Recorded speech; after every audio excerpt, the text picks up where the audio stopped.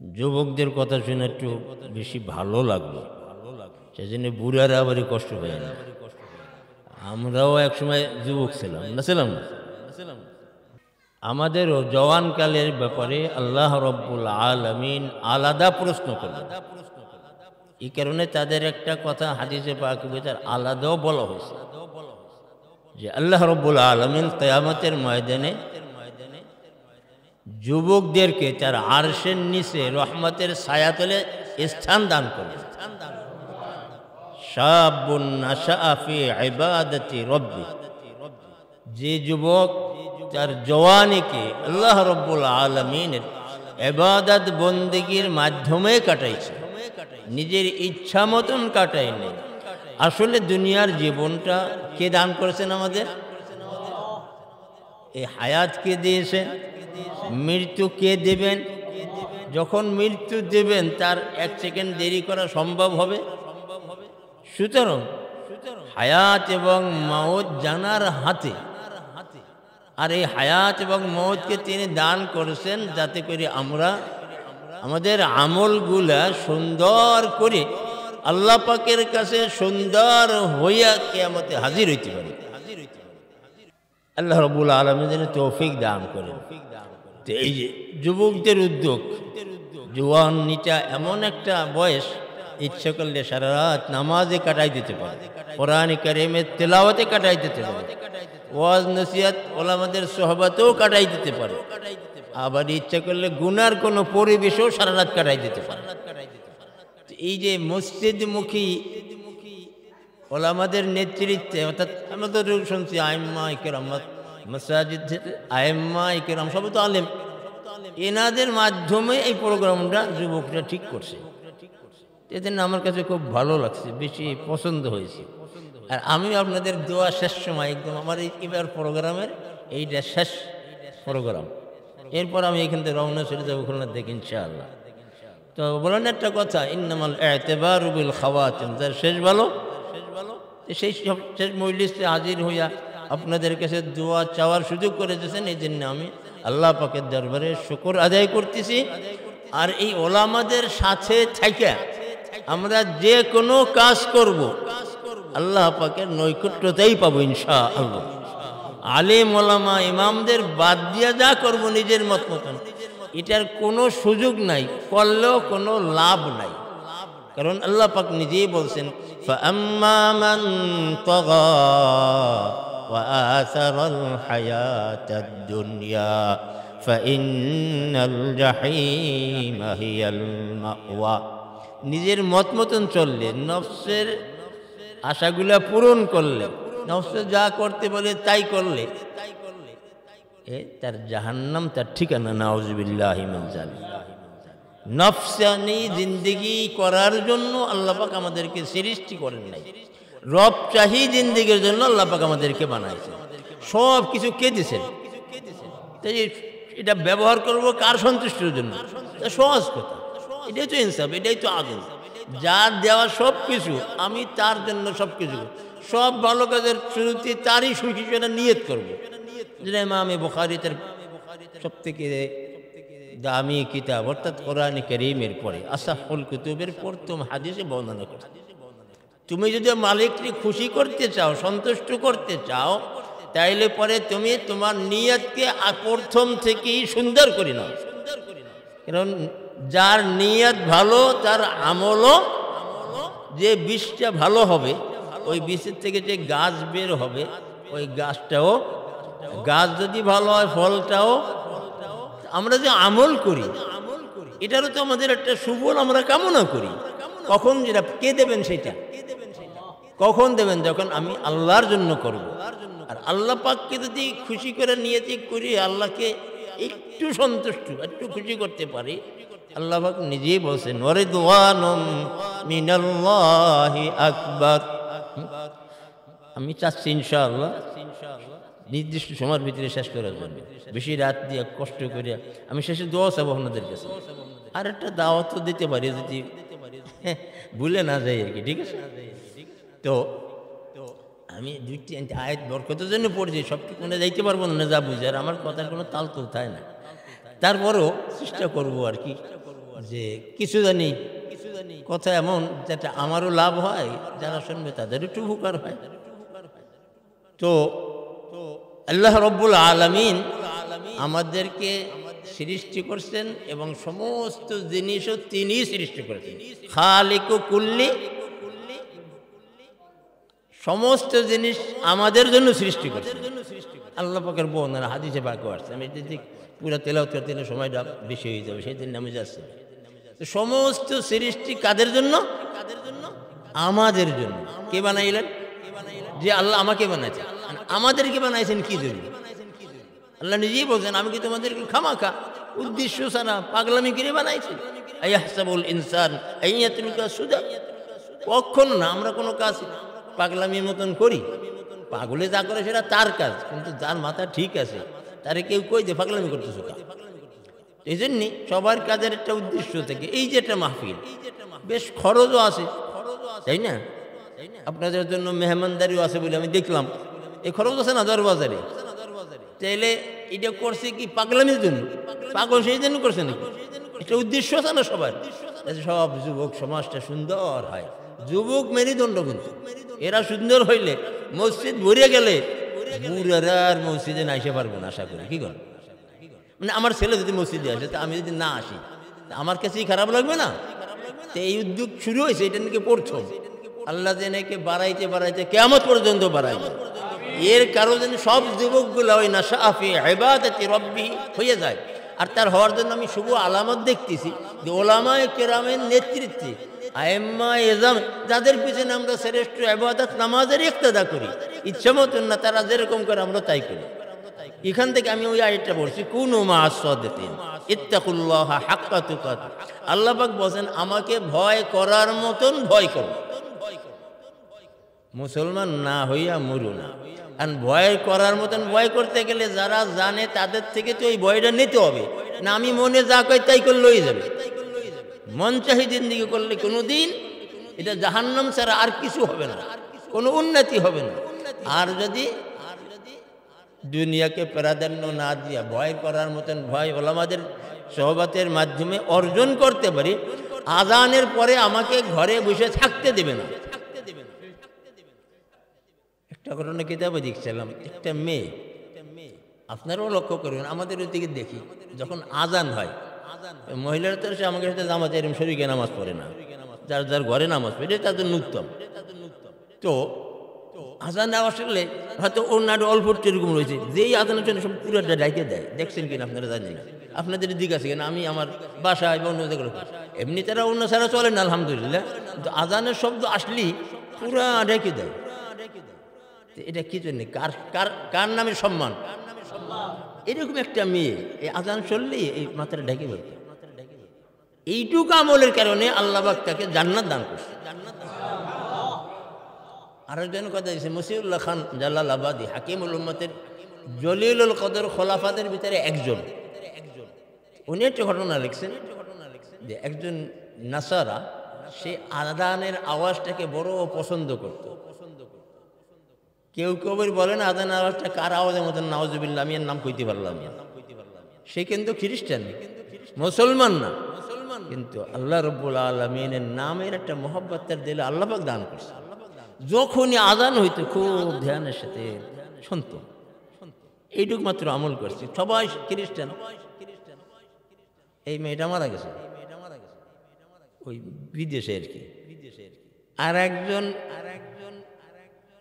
কি কব, আমার মতন নামে ইমাম সাহেব, নামে আলেম, ইবলিস মার্কা আলেম, এক কথায় কইলে বুঝবেন সহজে। আলেম মইলি হয় না, কিন্তু আলেম আলেমের মতন হইতে হবে, তৈরি লাভ হবে। কিন্তু এই জন্য বলছে বারবার আইম্মা ইকরাম, ওলামা ইকরাম, যারা নামাজ পড়াইতেছেন সবসময়, এদের থেকে যে মুসল্লি নামাজ পড়ে তার থেকে খারাপের আশা করা যায়? কথা কর না। আর যে নামাজ পড়ে না তার থেকে ভালোর কতটা আশা করা যাবে? এটা সহজ জীবন। তো ওই এই আজান দিলে বিশেষ করে শীতের দিনে ফরজ গোসল করতে তার কাছে খুব খারাপ লাগতো। নাউজুবিল্লাহ, গোসল করা ফরজ গোসল, শীতেও ফরজ, গরমেও নাকি শীতের দিনে সুন্নাত হয়ে যায়। ইসলামের বিধান ফরজ, এই কাজটা তার জন্য এইটা ঠিক না, নাউজুবিল্লাহ। ইমান যাইতে দেরি হয় নাই, এ লোকও মারা গেছে। ওই খ্রিস্টান মহিলা যে আজানকে মহব্বত করতো সেও মারা গেছে। এ মারা গেছে মদিনায়, এ আলেম, আর তার দাফনও মদিনায় হয়েছে। আর ওই মেয়েটা মারা গেছে তাদের কোনো দেশে, সেই জায়গায় তার যেরম দায় কবর তাই দেয়। পরে এই আলেমের পাশে একজনকে কবর দেবে, কবর খুঁজে দেখতেছে যে আলেমের জায়গায় একটা মহিলার লাশ, একটা মেয়ের লাশ, অথচ দাফন করছে কারে? একজন পুরুষ আলেমকে। পরে দেখা গেল একটা মেয়ের লাশই জায়গায়। বড় তাহাকিক করে পাওয়া গেল এই মেয়েটা ছিল ওই বিদেশে, কিন্তু আজানের মহাব্বতের কারণে তাকে মদিনার রওজায় ফেরেশতাদের মাধ্যমে আল্লাহ পাক হাজির করে দিয়েছে। আর এ লোক ইসলামের একটা ফরজ বিধানকে খারাপ মনে করার কারণে ওই তার কবরে গেছে। নাউজুবিল্লাহি মিন যালিক। আল মারউ মা'a মান আহাব্বা, যে যাকে মহাব্বত করে তার সাথে তার কিয়ামতও যেরকম হয়, মৃত্যুর পরে বারজাখও সেইরকমই হয়। ওটা ওনার মতন মানুষই বলছে যে আমি বললাম আর কি, আমি কিতাবে দেখছি আলহামদুলিল্লাহ। তো ভালো করলে ভালো হয়, আর ভালো হইতে গেলে ভালো লোকের সাথে থাকতে হয়, বাংলা কথা। সৎসঙ্গ, অসৎসঙ্গ, মানুষের ভিতরে শ্রেষ্ঠ মানুষ ওলামায়ে কেরাম, নবীদের ওয়ারিস, আইম্মায়ে কিরাম, সেরে তাজ, তাদের সাথে যে থাকবে। ট্রেনের একটা ইঞ্জিন থাকে আর কতগুলো বগি থাকে, যে বগির সম্পর্ক ওই ইঞ্জিনের সাথে লাগানো ঠিক আছে না? যতগুলো লাগাবে ইঞ্জিন যেখানে যাবে, এই বগিগুলো ইঞ্জিনের থেকে একটু সম্পর্ক আলাদা করে এই দিক থাকতে পারে। কোন বগিটা কোন জায়গা যাবে বলেন তো? যাইতে পারবে? এতগুলা বগি টানি নিয়ে যাচ্ছে কেরা? ওলামায়ে কেরাম, দ্বীনের ইঞ্জিন, কোরআনে কারীমের ইঞ্জিল, হাদিসে পাকের ইঞ্জিল, এরা ইনশাআল্লাহ জান্নাতে যাবে, সন্দেহ আছে কোনো? এদের সাথে যে সম্পর্ক রাখবে তারও ঠিকানা কোথায় হবে? বাস সহজ কথা আর কি। আর এদের সাথে সম্পর্ক রাখলে তাকওয়ার মতন সব থেকে দামি গুণ সে অর্জন করতে পারবে ইনশাআল্লাহ। এটাই বলছে, সোহবতে সালেহ তোরা সালেহ কুনাদ, সোহবতে তালেহ তোরা তালেহ কুনাদ। তাহলে সৎসঙ্গ সর্ববাস, তাই না? কথাটা তো ঠিক, কিন্তু অসৎ সঙ্গ সর্বনাশ। অসৎ সঙ্গের দ্বারা অসৎ কাজ হয়, গুনার কাজ হয়, আর গুনার কাজে মানুষকে জাহান্নামে নিয়ে যায়, আর ভালো কাজে মানুষকে জান্নাতে নিয়ে যায়। কারণ এই গুনাহ যদি থাকে, ওই মানুষ গুনাহ থাকা অবস্থায় মুসলমান মুমিন হইয়াও জান্নাতে যেতে পারবে। নেকির পাল্লাকে ভারী করে জান্নাতে যাইতে হবে। এখন এই গুনাহকে মাফ করানো ছাড়া কোনো পথ নাই, আছে নাকি? গুনাহ থাকা অবস্থায় জান্নাতে যাওয়ার কোনো সুযোগ নেই, কিন্তু মুসলমান মুমিনদের ওসাতুল মুমিনিন বলা হয়, হাদিসে বলে।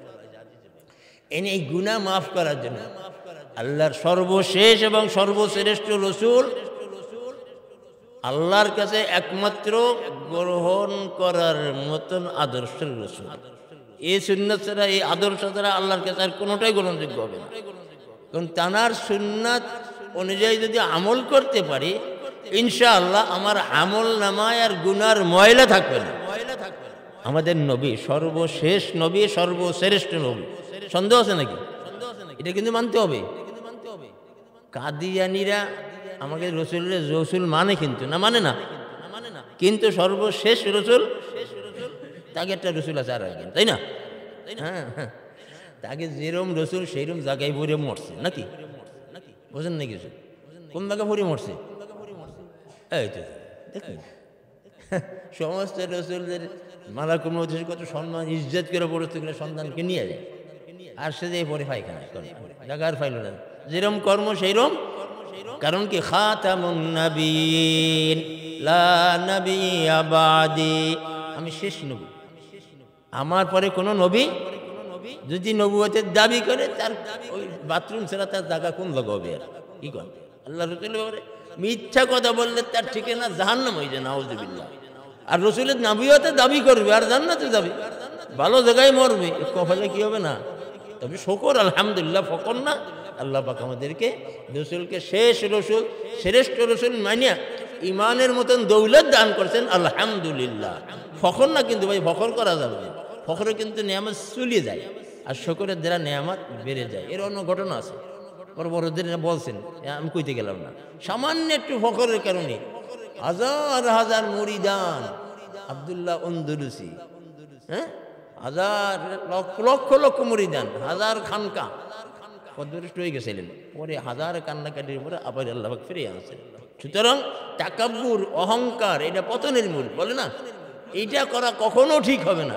শুকর করার দ্বারা নেয়ামত বাড়বে, কমবে না ইনশাআল্লাহ।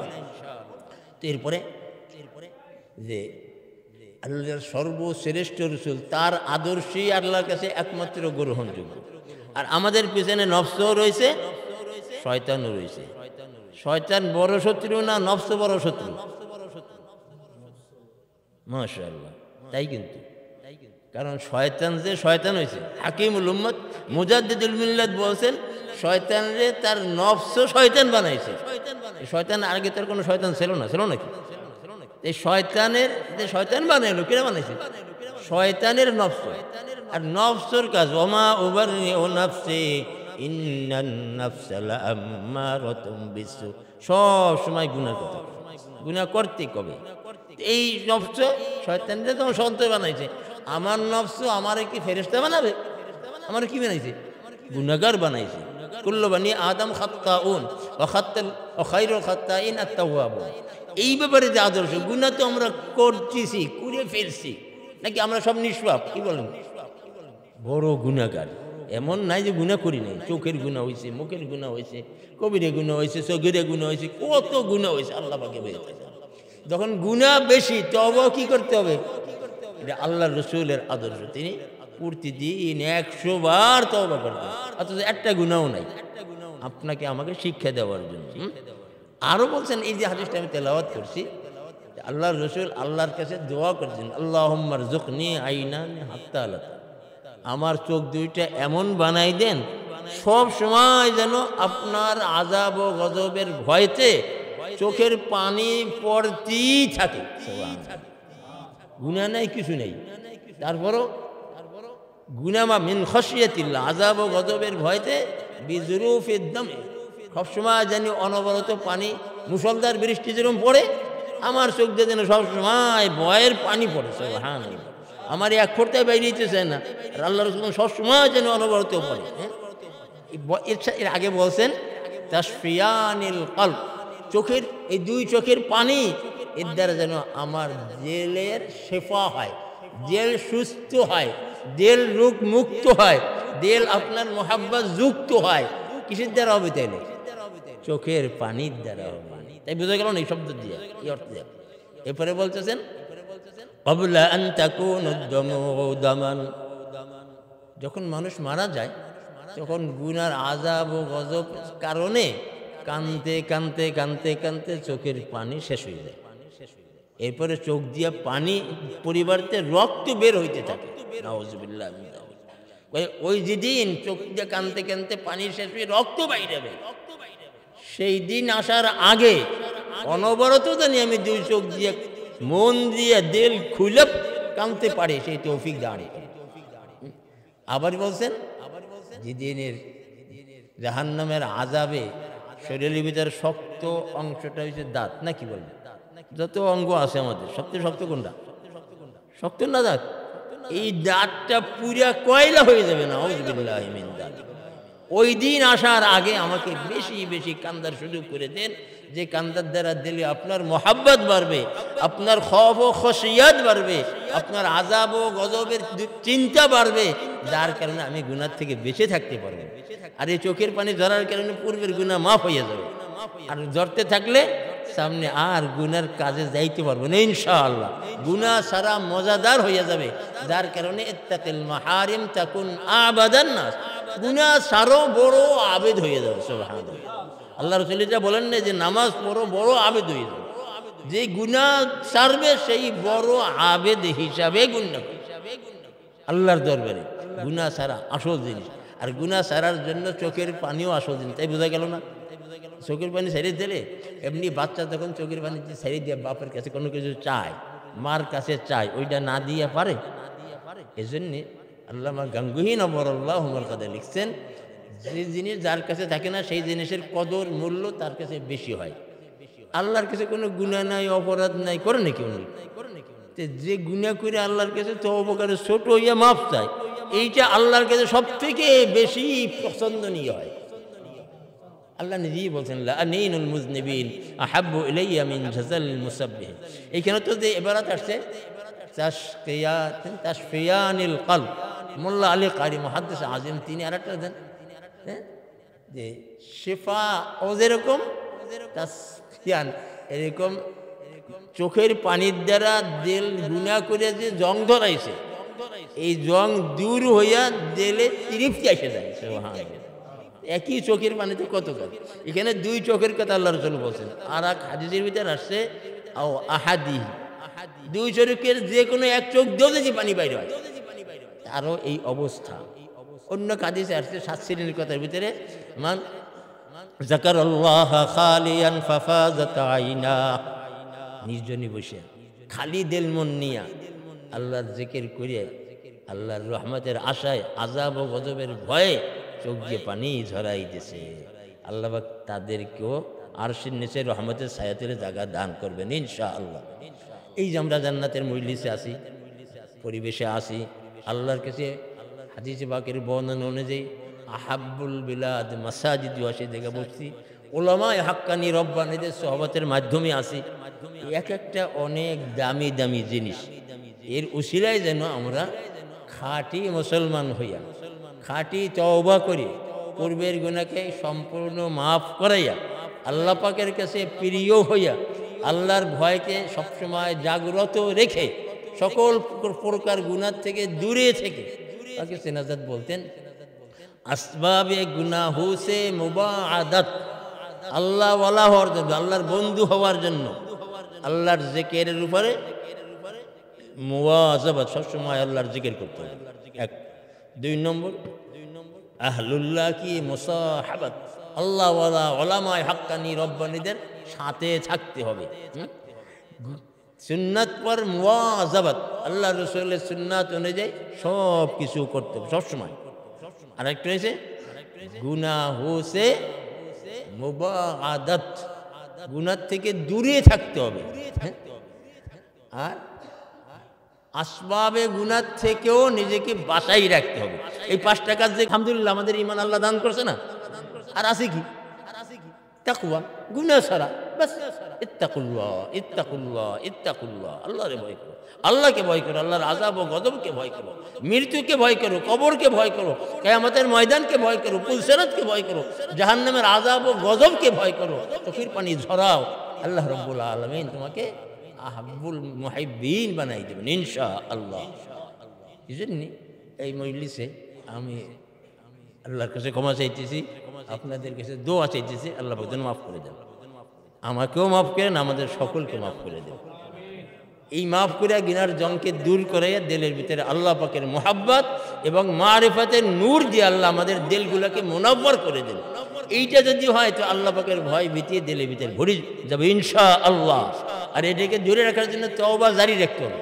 আস্তাগফিরুল্লাহ আস্তাগফিরুল্লাহ, লাইট যদি চিহ্ন হয়ে যায় তার জ্বলবে, ফ্যান ঘুরবে, মাইকের আওয়াজ হবে, ওইটা জোড়ায় না দেওয়া পর্যন্ত চলবে না। গুনার কারণে মালিকের সাথে সম্পর্ক ছিন্ন হয়ে যায়, নাউজুবিল্লাহ। তখন কোনো কাজ হয় না, মজা হয় না। আর যখন আবারই লাগাই দেয় ইস্তিগফারের মাধ্যমে, আবার লাইন ঠিক হয়ে যায়, কিন্তু আলো জ্বলে ওঠে। এরকম গুনার কারণে সম্পর্ক মালিকের থেকে ছিন্ন হয়। যখনই তওবা করে আবারই মালিকের সাথে সম্পর্ক দৃঢ় এবং গাঢ় হয়ে যায়, তার গুনাহ কথা মাফ করে নেকির দ্বারা পরিবর্তন করে দেয়, আল্লাহ বন্ধু হিসাবে গণ্য করে নেয়।